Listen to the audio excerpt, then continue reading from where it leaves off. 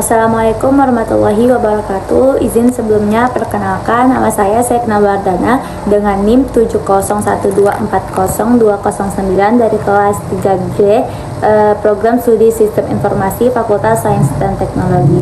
Jadi video ini dibuat untuk memenuhi tugas ujian akhir semester mata kuliah Interaksi Manusia dan Komputer dengan dosen pengampu Bapak Heru Kurniawan MKom.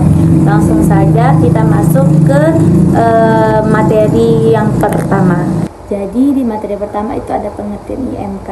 Nah, apa sih IMK itu?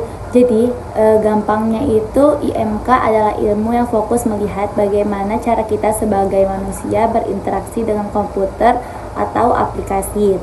Ya, tujuannya itu agar sistem itu gampang kita pakai, jelas, dan yang paling penting itu membuat penggunanya itu nyaman. Nah, selanjutnya ada tujuan dan ruang lingkup.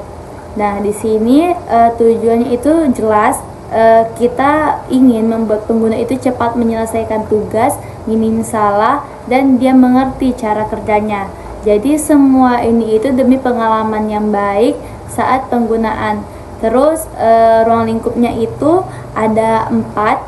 Kita harus memikirkan si pengguna. Contohnya itu seperti kebiasaan, kebutuhan pengguna. Lalu ada komputernya, itu seperti tampilan, tombol, fungsi, dan perangkat.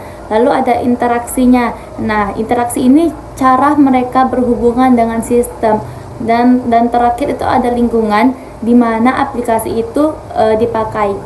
Selanjutnya ada komponen IMK dan karakteristik pengguna. Jadi komponen utama IMK itu ada penggunanya sendiri atau individu yang memakai sistem. Terus ada antarmuka atau tampilan visualnya, yaitu yang dilihat dan digunakan pengguna. Lalu ada tugas yang ingin dicapai atau hal yang ingin dicapai si pengguna. Dan yang terakhir itu ada konteks atau situasi saat sistem itu dipakai. Kita juga harus mengingat pengguna itu beda-beda. Ada yang pengalamannya sudah tinggi, ada yang baru memakai aplikasi tersebut. Bahkan kondisi fisik dan usia juga sangat mempengaruhi cara mereka berinteraksi dengan sistem. Jadi tidak bisa kita samain itu untuk semua orang. Selanjutnya ada bentuk interaksi. Nah, interaksi itu tidak hanya klik-klik saja, ada yang klasik seperti keyboard atau mouse. Nah, itu untuk mengetik dan mengarahkan kursor. Lalu ada yang lebih praktis, yaitu layar sentuh seperti pada ponsel dan tablet. Nah, lebih praktis dan cepat. Terus yang lagi booming itu perintah suara seperti berbicara dengan Google Assistant atau Siri. Bahkan ada yang sudah memakai teknologi canggih seperti AR atau VR yang memberikan tampilan seperti dunia nyata atau gerakan tangan pada smart TV atau permainan tertentu. Nah, interface berbasis otak juga sudah mulai dikembangkan. Selanjutnya model interaksi. Nah, jadi model interaksi ini adalah cara para ahli menjelaskan bagaimana cara interaksi itu terjadi. Jadi, seperti model Norman, intinya kita melihat tampilan, kita mencoba pahami, kita lakukan tindakan, lalu kita cek hasilnya. Selanjutnya ada model Schneiderman. Nah, itu lebih fokus dari tujuan. Kita tentuin apa tujuannya, kita jalankan tindakannya, terus kita evaluasi hasilnya. Selanjutnya ada GOMS, itu buat menganalisis tujuan pengguna dan langkah-langkah yang harus dilakukan agar sampai ke tujuan tersebut. Selanjutnya ada usability atau kemudahan pengguna.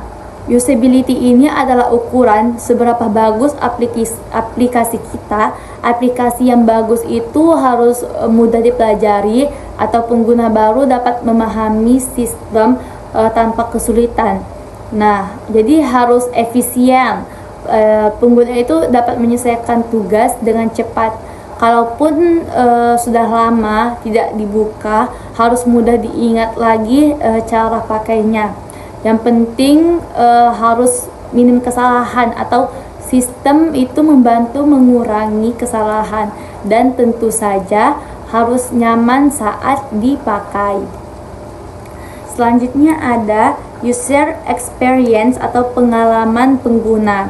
Jadi user experience atau disingkat UX ini lebih luas dari usability. Ini tentang pengalaman keseluruhan pengguna saat pakai aplikasi, mulai dari dia buka, dia pakai sampai dia selesai. UX ini yang bagus itu kalau ditentukan oleh kenyamanan, tampilan yang jelas, dan kemudahan penggunaan serta rasa aman. Ini yang membuat pengguna itu mau balik lagi ke aplikasi kita. Selanjutnya itu ada prinsip desain antarmuka. Nah, jadi jika kita ingin desain atau kita mau desain, kita harus pegang prinsip-prinsip ini. Yang pertama itu ada konsisten. Jadi tampilan dan posisi tombol itu harus seragam. Selanjutnya itu ada sederhana. Jadi tidak terlalu banyak elemen agar mudah dipahami. Selanjutnya itu ada navigasi jelas. Jadi pengguna itu harus tahu arah atau langkah selanjutnya. Lalu ada memberi umpan balik. Jadi sistem memberikan respon saat pengguna menekan tombol. Selanjutnya ada mencegah kesalahan. Nah, mencegah kesalahan ini yaitu menyediakan peringatan sebelum tindakan penting. Nah, lalu ada tata letak rapi, yaitu menata elemen agar mudah dibaca dan tidak membingungkan. Yang terakhir ada contoh dan kesimpulan. Nah, jadi contoh IMK itu ada di mana-mana banget, mulai dari HP kita, website, mesin ATM, smartwatch, mesin self-service, sampai aplikasi VR. Nah, jadi kesimpulannya itu IMK ini tujuannya itu mulia, bikin sistem jadi lebih mudah dipahami, cepat digunakan, dan nyaman. Intinya kita harus selalu fokus ke pengguna. Desain itu harus mengikuti kebutuhan dan kemampuan si pengguna, bukan cuman kemauan si desainer aja.